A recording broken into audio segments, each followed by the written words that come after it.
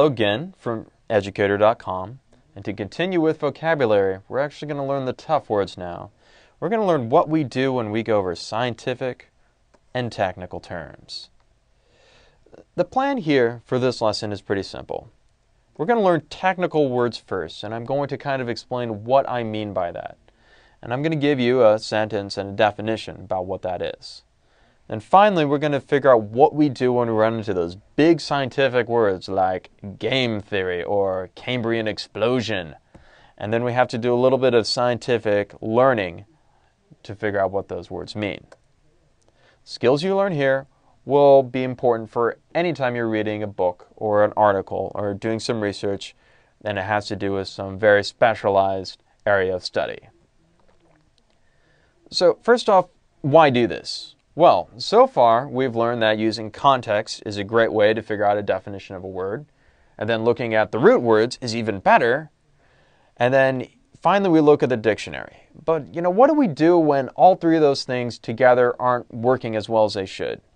Well, part of the reason why that happens is because we have words that are like jargon, and jargon is like a slang term.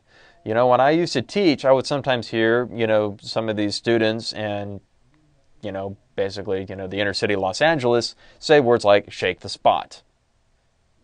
What does shake the spot mean? Well, I don't know what it means unless I'm kind of really in tune with kind of that environment and that culture.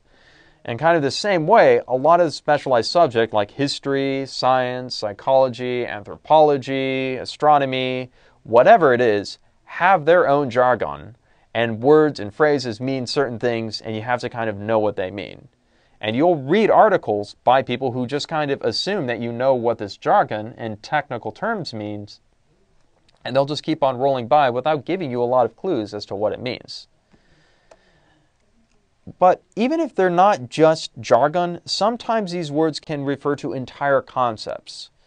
And when that happens, a dictionary isn't going to be too much of a help, and you'll have to actually do a little bit of research to figure out what those words or phrases mean.